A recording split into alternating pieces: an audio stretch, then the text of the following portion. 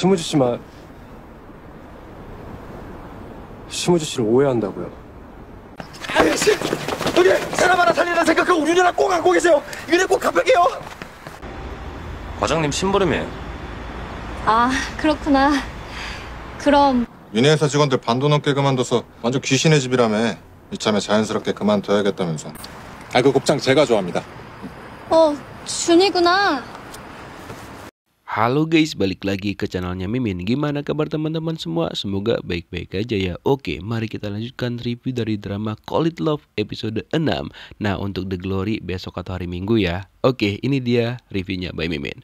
Nah, sesampainya di pintu keluar, Shimuju bertanya kepada Han Dongjin kenapa mukanya seperti orang tertekan.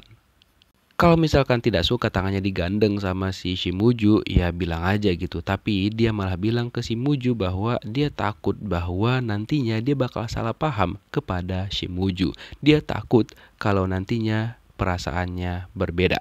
Maksudnya cinta bertepuk sebelah tangan gitu. So di sini sebenarnya dia udah mulai konfirmasi nih kalau dia udah mulai suka dengan Shimuju. Cuma kita nggak tahu dengan Shimujunya sendiri. Kemudian Shimuju mengajak Dongjin untuk makan malam bersama sesuai dengan pesan yang dia kirimkan sebelumnya. Dongjin pun menyetujui hal tersebut. Sementara itu si mbak mantan Kang Min-young itu curhat lagi dengan Sunwoo. Dia berharap bahwa nantinya Shimuju bakal tidak lebih baik dari dirinya. Yakin banget mbak, beda jauh soalnya. Karena sekarang Shimuju dan juga Dongjin sudah menikmati makan malam mereka berdua sambil mereka cerita-cerita, dan di sini terlihat bahwa mereka berdua sudah semakin akrab. Bahkan mereka berdua sangat menikmati makan malam mereka pada malam itu. Ditambah lagi Dongjin bilang bahwa dirinya memang pengen butuh teman makan malam bersama pada hari itu.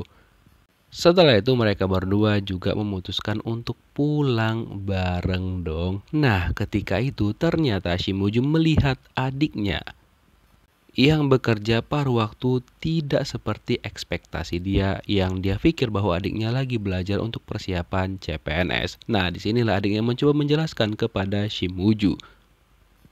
Tapi karena saking takutnya, dia langsung pergi ke arahnya si Dongjin dan bersembunyi di baliknya Dongjin karena dia takut bahwa Shimuju nanti bakal marah-marah sama dia. Terus dia menjelaskan bahwa dia memang berhenti ujian CPNS dan dia pengen fokus sama apa yang dia pengen. 아저씨, 여기 사람 하나 살리는 생각하고 우리 누나 꼭 안고 계세요. 이거 꼭 갚을게요. Setelah itu dia kabur dan ngedorong Dongjin ke arahnya Shimuju, dan inilah yang terjadi. Mereka berdua jadi pelukan dong ya. Di satu sisi ya gimana, di sisi lain ya lumayan juga kan. Jadi mereka berdua bisa jadi dekat kayak gini. Nah, sebelum hilaf nih berdua, alhasil mereka langsung melepas pelukan itu dan memutuskan untuk segera berpisah di sana dan pulang ke arah jalan pulang masing-masing. Padahal sebenarnya mereka berdua itu udah saling baper. Apakah nanti bakal bersatu ya mereka? Karena kan agak rumit sebenarnya kisahnya. Keesokan paginya Shimuju pergi ke kamar adiknya, tapi ternyata adiknya kagak ada sama sekali di sana. 짐지구일 다 알았어? 공부 때려친 거 알았냐고. Terus dia bertanya sama Yunjun di mana adiknya berada, tapi Yunjun bilang dia kagak tahu dan dia juga kagak mau ngikutin urusan tersebut.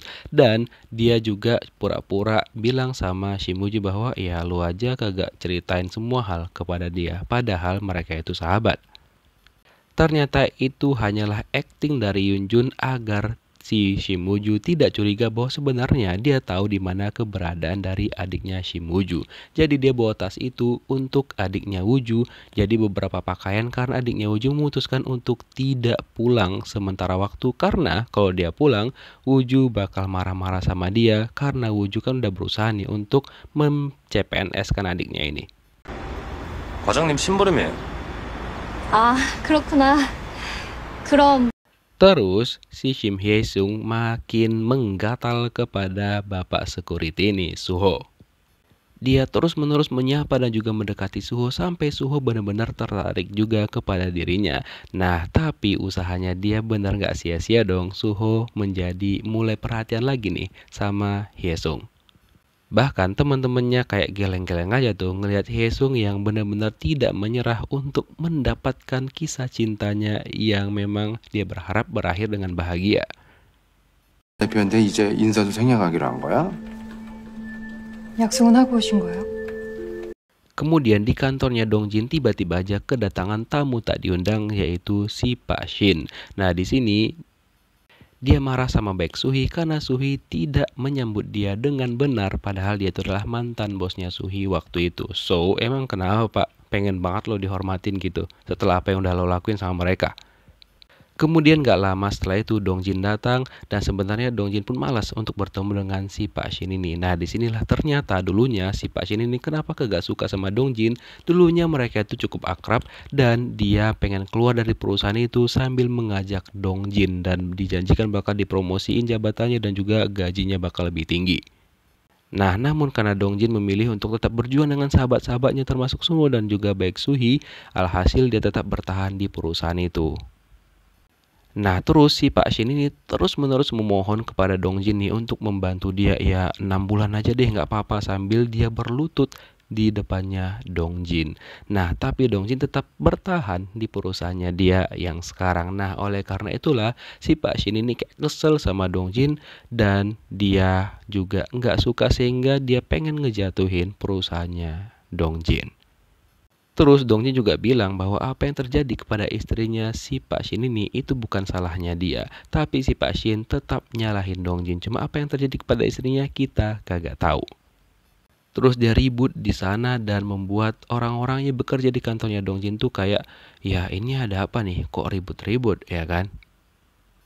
Terus si Pak Shin langsung pergi dari sana dan semua orang pun disuruh untuk jangan terlalu memikirkan apapun yang dikatakan sama si Pak Shin. 노래방은 내 돌아봤어? 설마 걔가 여기 있겠냐? 여기다 걸리면 가중. Nah, malam harinya, si Muju dan juga kakaknya Haesung mencari-cari nih di mana keberadaan adik mereka kan udah gagak pulang-pulang bahkan handphonenya pun gak aktif sama sekali. Terus di sini Haesung bilang sama si Muju ya udahlah ikutin aja kemauan adik mereka, jadi jangan terlalu dipaksain gitu. Tapi si Muju gak mau, dia tetap mau adiknya itu jadi seorang PNS. Dan biar nggak berdebat berkepanjangan, dia pergi meninggalkan kakaknya. Karena kalau misalkan terus-menerus mereka bakal berdebat tanpa henti. Terus Muju mampir ke sebuah kedai yang ternyata di sana itu udah ada bapak bosnya Dongjin. Dan dia pun langsung bergabung dengan Dongjin yang lagi minum di sana. Nah seperti biasa mereka berdua langsung cerita-cerita yang awalnya nih Dongjin kan nggak mau tuh cerita hal-hal pribadi kepada si Muju. Tapi kali ini berbeda, sangat-sangat berbeda. Mereka berdua ceritanya udah semakin intim nih dan juga hal-hal pribadi udah mulai mereka ceritakan satu sama lain. Dan setelah minum si Muju agak mulai tersadar lagi nih. Apa yang gue lakuin? Gue kan harus balas dendam nih sama si Dongjin. Kok begini? Nah perasaannya sudah semakin bergejolak. Kemudian satu persatu orang-orang di kantornya Dongjin itu resign. Bahkan hampir semuanya lebih dari 80% dan yang tersisa hanya sekitar berlima aja mereka termasuk si Muju. Karyawan lainnya termakan sama omongan si Pak Cha dan juga si Pak Shin yang diam-diam mereka tarik. Jadi cuma mereka berlima yang berjuang untuk kemajuan perusahaan mereka. 위네 회사 직원들 반도 넘게 그만둬서 완전 귀신의 집이라며. 이참에 자연스럽게 그만둬야겠다면서. Nah karena Yunjun tahu bahwa banyak banget yang resign tuh dari tempatnya Dongjin, dia menawarkan pekerjaan kembali kepada si Muju. Muju bilang ya nantilah, saat ini dia masih bekerja di sana dan dia juga nanti bakal keluar dari sana, cuma belum tahu kapan. Bilang aja pasti pengen ngebantuin Dongjin kan. Aduh. Karena si Muju sebenarnya masih kasihan nih sama Dongjin yang tiba-tiba aja kan ditinggalin sama banyak banget karyawannya dia. Dan hanya 5 orang aja mereka yang tetap berjuang nih untuk membesarkan kembali perusahaan tersebut. Ya semoga aja usaha mereka nggak sia-sia ya kan. Nah setelah itu Sunwoo bilang sama Dongjin bahwa mantannya Dongjin nih Min Young menawarkan untuk berinvestasi di perusahaan mereka. Cuma ya ini bakal sulit dong bagi Dongjin. Dia kayak masih berpikir panjang dan gak mau nerima untuk sementara waktu. Tapi di sisi lain perusahaan mereka itu udah diambang jurang gitu loh. Jurang kehancuran. Jadi semakin bingung nih.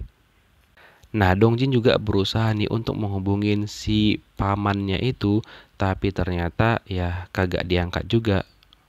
Endingnya dia nelpon temennya ini yang punya bengkel untuk meminjam uang, dan untung aja temannya ini mau mengirimkan uang kepada Dongjin ya, walaupun dia cuma bisa ya sebisanya dia gitu, nggak bisa banyak-banyak banget.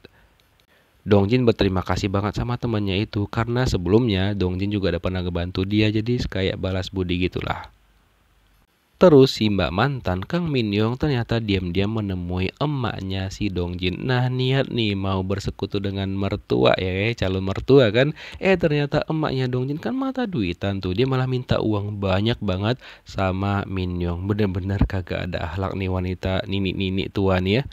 Astaga, astaga, tobat bu, tobat. Uang aja tuh yang dipikiran. Terus Min-young juga pergi menemui Shim Woo-ju dong. Wah, pertarungan bakal dimulai nih kayaknya. Terus dia bilang sama Shim Woo-ju bahwa dia bakal mengajukan beberapa pertanyaan kepada Woo-ju. Terus Woo-ju langsung savage nih. Dia bilang dia kagak mau jawab, dan juga dia berhak untuk gak mau jawab pertanyaan dari si Kang Min-young ini. Hahaha. Terus Min-young bilang dia tinggal tepat di seberangnya Dongjin. Terus si Shim Woo-ju, ya kenapa? Emang kenapa gitu? Kena kan lo? Nah, Hye-sung ternyata diam-diam semakin dekat nih sama Suho, dan mereka pun udah keluar berdua dan juga sambil jalan gitu dan cerita-cerita. Dan katanya sih mereka berdua ini memiliki cukup banyak kesamaan, dan ketika mereka lagi asik-asik ngobrol tiba-tiba aja Yunjun muncul dari belakang dong. Apakah ini pertanda kalau Yunjun mulai cemburu nih karena Hye-sung dekat dengan Suho? Kalau misalkan iya, wah bakal menjadi cinta segitiga yang cukup rumit juga nih ya kan? Apakah nantinya Hye-sung bakal berjodoh dengan Suho atau dengan Yunjun ya? Penasaran banget kan? 지금 출근이 중요한 게 아니야.